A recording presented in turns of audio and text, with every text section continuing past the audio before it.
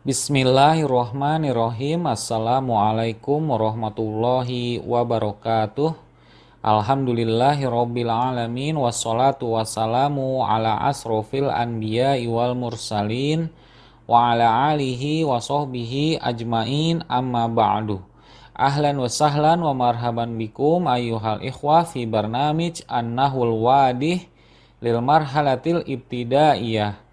Dalam video lanjutan ini kita akan membahas materi pembelajaran dalam kitab An-Nahwul Wadih, yaitu sebuah kitab untuk mempelajari gramatika bahasa Arab bagi tingkatan dasar, di mana kitab ini terdiri dari 3 jilid dan kita akan memulainya dari jilid yang pertama.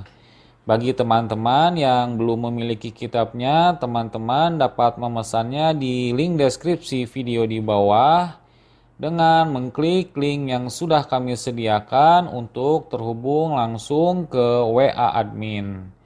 Baik, mari kita mulai saja materi pembelajaran lanjutan bab terakhir di jilid yang pertama, yaitu bab ke-16 tentang an-na'at atau kata sifat yang mengikuti. Seperti biasa, kita akan membaca beberapa contoh yang telah disediakan penulis. Kita akan menerjemahkannya dan kita akan menjelaskannya secara ringkas aplikasi dari na'at pada setiap contoh ini. Baik, mari kita mulai saja. Al-amsilatu, yang pertama, haza kitabun mufidun. Haza kitabun mufidun. Ini sebuah kitab yang berguna atau berfaedah.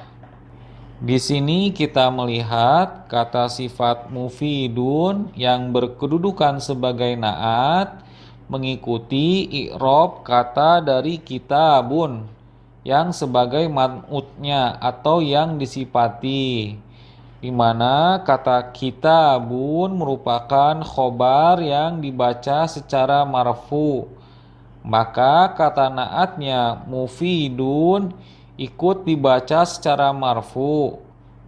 Kita lanjut ke nomor 2. Qara'tu kitaban mufidan. Qara'tu kitaban mufidan. Saya telah membaca kitab yang berguna. Dan pada contoh yang kedua ini, kita juga melihat kata sifat mufidan yang juga berkedudukan sebagai na'at mengikuti i'rab kata dari kitaban yang sebagai man'utnya, di mana kata kitaban merupakan maf'ul bih yang dibaca secara mansub, maka kata na'atnya mufidan ikut dibaca mansub dengan tandanya dibaca fathah tain di akhir kata. Lanjut ke nomor 3. Nazortu fi kitabin mufidin. Nazortu fi kitabin mufidin. Saya telah melihat di kitab yang berguna. Lalu pada contoh yang ketiga, kita melihat kata sifat mufidin yang berkedudukan sebagai na'at mengikuti i'rab kata dari kitabin yang sebagai man'utnya atau yang disifati, di mana kata kitabin berada setelah huruf jer yang dibaca secara majrur, maka kata na'atnya mufidin ikut dibaca majrur dengan tandanya dibaca kasrotain di akhir kata. Kita lihat pada contoh yang kelompok kedua. Haza maidanun fasihun. Haza maidanun fasihun. Ini lapangan yang luas. Di sini kita melihat kata sifat fasihun yang berkedudukan sebagai na'at mengikuti i'rab kata dari maidanun yang sebagai man'utnya yang disifati, di mana kata maidanun merupakan khobar yang dibaca secara marfu. Maka kata naatnya fasihun ikut dibaca marfu dengan tandanya dibaca dommatain di akhir kata. Lanjut kepada ke nomor 2, ro'aitu maidanan fasihan. Ro'aitu maidanan fasihan. Saya telah melihat lapangan yang luas. Lalu pada bagian yang kedua ini kita melihat kata sifat fasihan yang berkedudukan sebagai naat mengikuti i'rab kata dari maidanan yang sebagai man'utnya, di mana kata maidanan merupakan maf'ul bih yang dibaca secara mansub.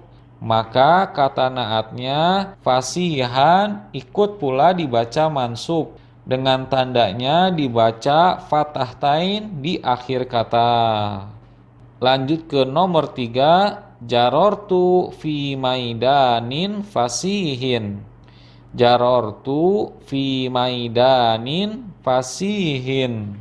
Saya berlari di lapangan yang luas. Pada nomor 3 ini kita melihat juga kata sifat fasihin yang sebagai naatnya mengikuti i'rab kata maidanin yang sebagai man'utnya, di mana kata maidanin dia berada setelah huruf jer yang dibaca secara majrur. Maka kata naatnya fasihin ikut dibaca secara majrur dengan tandanya dibaca kasrotain di akhir kata. Kita lanjutkan kepada contoh kelompok yang ketiga, tafattahatil wardatul jamilatu. Tafattahatil wardatul jamilatu. Memekarlah bunga mawar yang indah itu.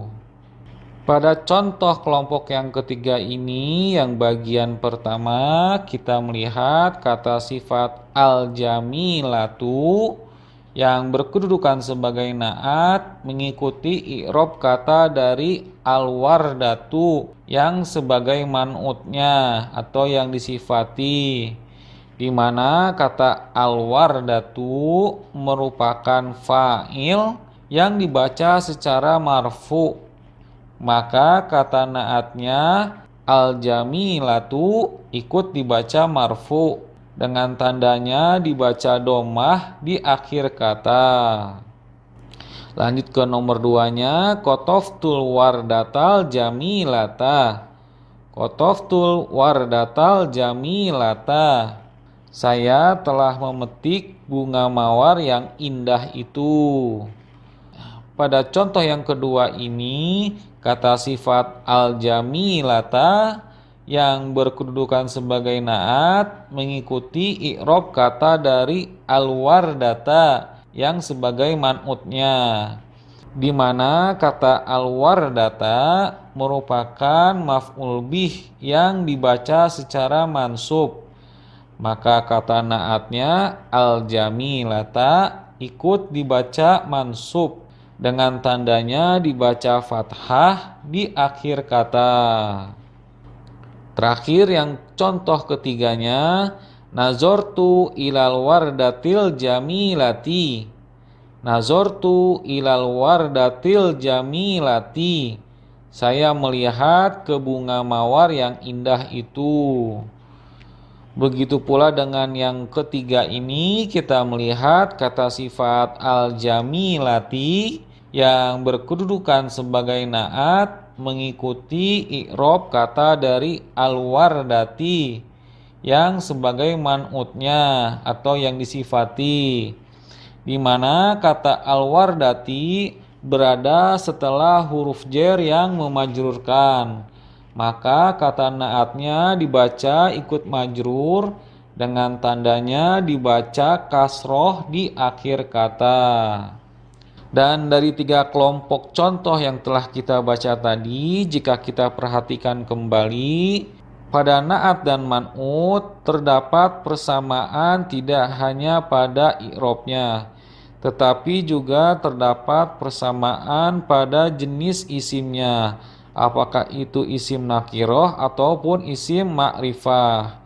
Jika isim man'utnya berupa nakiroh yang ditandai dengan tanwin di akhir kata, maka man'utnya mengikuti yaitu berupa nakiroh dengan tanwin pula di akhir kata. Sebaliknya jika man'utnya adalah isim ma'rifah yang diawali oleh huruf alif lam, maka naatnya pun mengikuti menjadi isim ma'rifah, yaitu sama-sama diawali oleh huruf alif lam dan tidak ditanwin pada akhir katanya. Baik, setelah kita tadi membaca contoh dan penjelasan singkatnya, kita lanjutkan untuk memahami lebih dalam pembahasan materi an-na'at ini. Al-bahsu kullu kalimatin minal kalimatis salasi, semua kata dari 3 kata contoh kata na'at di atas, mufidun, fasihun, al-jamilatu, tan'atul asmal lazi qoblaha. Kata sifat tersebut yang mufidun, fasihun, al-jamilatu mengikuti isim yang ada pada sebelumnya, baik mengikuti dari jenisnya muzakkar ataupun muannas maupun jumlahnya mufrad ataukah musanna. Aitadullu ala sifatin fihi, dan isim ini sekaligus menunjukkan keterangan sifat isim tersebut. Walizalika tusamma na'tan, dan isim yang demikian itu dinamakan sebagai na'at atau kata sifat yang mengikuti. Wa yusammal ismul lazi qoblaha man'utan, dan isim yang ada pada sebelumnya atau pemilik sifat atau yang disifatinya disebut sebagai man'ut. Wa iza ta'ammalta, dan apabila kamu perhatikan, kullanatin min hazihin nu'utis salasati, setiap kata na'at yang ada pada 3 kata na'at ini, wajadtahu yatba'ul man'uta fi raf'ihi wa nasbihi wa jarrihi, kamu akan menemukan na'at tersebut mengikuti dalam sisi i'rabnya, baik seperti rofa, nasab maupun jarnya. Fakalimatun mufidun fil amsilatis salasatil ula, seperti halnya kata mufidun pada contoh yang pertama dari 3 contoh tersebut, ja'at marfu'atan summa mansubatan summa majruratan, didatangkan dalam keadaan marfu, kemudian dalam keadaan mansub, lalu terakhir dalam keadaan majrur. Taba'an lil ismil mazkuri qoblaha, mengikuti kepada isim yang telah ada atau telah disebut sebelumnya. Wa kazalikal kalimatani, begitu pula dengan 2 kelompok contoh yang tersisa lainnya, fasihun wal jamilatu, fasihun dan al jamilatu, fil amsilatil baqiyati, pada sisa contoh lainnya. Wa haza ammun fi kulli kalimatin tan'atu ma qoblaha, dan kaedah ini berlaku umum pada setiap kata yang dinaatkan pada isim yang sebelumnya. Baik, setelah kita membaca pembahasan materi, kita lanjutkan kepada kaedah yang telah disusun oleh penulis. Al-qa'idatu an-na'tu lafzun yadullu ala sifatin fismin qoblahu. An-na'at adalah suatu lafaz ataupun kata yang menunjukkan sifat pada isim yang ada pada sebelumnya. Wa yusammal ismul mausufu man'utan, Dan isim yang si pemilik sifat tersebut atau yang disifatinya dinamakan sebagai man'ut. An-natu yatba'ul man'uta fi raf'ihi wa nasbihi wa jarrihi. An-na'at itu kaidah i'rabnya mengikuti kepada man'utnya. Jika man'utnya marfu, maka na'atnya ikut marfu. Begitu juga jika man'utnya mansub, maka na'atnya ikut mansub. Dan jika man'utnya majrur, maka na'atnya ikut majrur pula. Catatan tambahan dalam bab ini kita akan membahas secara singkat mengenai isim dilihat dari susunannya. Di mana jika dilihat dari susunannya ada dua jenis isim, yaitu isim jamid dan isim mustaq.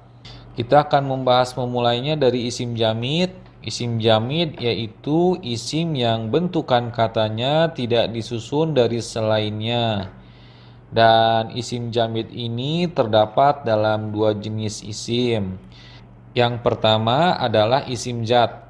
Isim jad adalah isim yang tidaklah muncul darinya fiil yang semakna. Contohnya seperti mauzun, qolamun, rojulun. Isim jamid yang kedua adalah berasal dari isim masdar.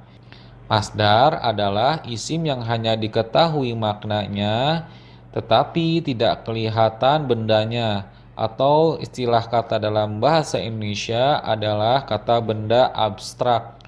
Semisal khurujun, ilmun, fikhun. Baik, setelah kita tadi membahas isim jamid, maka kita akan membahas susunan yang kedua, yaitu isim mustaq. Isim mustaq adalah isim yang diambil atau disusun dari selainnya, atau kita bisa katakan adalah kata jadian hasil bentukan.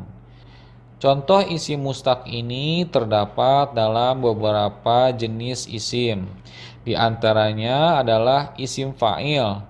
Isim fa'il yang seperti yang sudah kita pelajari adalah isim pelaku atau subjek yang melakukan, yang biasanya dibentuk dengan wazan fa'ilun jika kata kerja fiilnya sulasi mujarrad yang terdiri dari 3 huruf fa'ala. Contohnya seperti alimun, nasirun, hakimun. Contoh kedua dari jenis isim mustaq ini yaitu isim maf'ul. Isim maf'ul adalah isim yang dikenai pekerjaan atau dalam susunan bahasa Indonesia disebut sebagai objek atau yang dilakukan. Biasanya isim maf'ul dibentuk dengan wazan maf'ulun jika kata kerja fiilnya juga sulasi terdiri dari 3 huruf fa'ala. Contoh seperti maklumun, mansurun, mahkumun. Lanjut kepada jenis isim mustaq yang ketiga, yaitu isim tafdil. Isim tafdil adalah isim yang menunjukkan arti lebih atau paling, dan biasanya diambil dari kata sifat yang fiilnya 3 huruf, lalu dibentuk dengan wazan af'alu bagi muzakkar dan wazan fu'la bagi muannasnya. Contohnya seperti akbaru, kubro. Lanjut kepada contoh isim mustaq yang keempat adalah isim zaman. Isim zaman adalah isim yang menunjukkan waktu terjadinya pekerjaan. Lalu contoh isim mustaq yang kelima adalah isim makan, di mana isim makan ini adalah isim yang menunjukkan tempat terjadinya pekerjaan. Isim zaman dan isim makan biasanya dibentuk dengan wazan maf'alun jika kata kerja fiilnya adalah sulasi mujarrad yang terdiri dari 3 huruf fa'ala. Dan bentukan fi'il mudhari'nya di domah atau di fathah pada bagian ain fi'ilnya. Contohnya seperti khoroja yakhruju. Maka isim zaman atau isim makannya menjadi makhrojun. Dan terkadang isim zaman dan isim makan dibentuk juga dengan wazan mif'alun jika fi'il mudhari'nya dikasroh pada bagian ain fi'ilnya. Contohnya seperti jalasa yajlisu, maka isim zaman dan isim makannya adalah majlisun.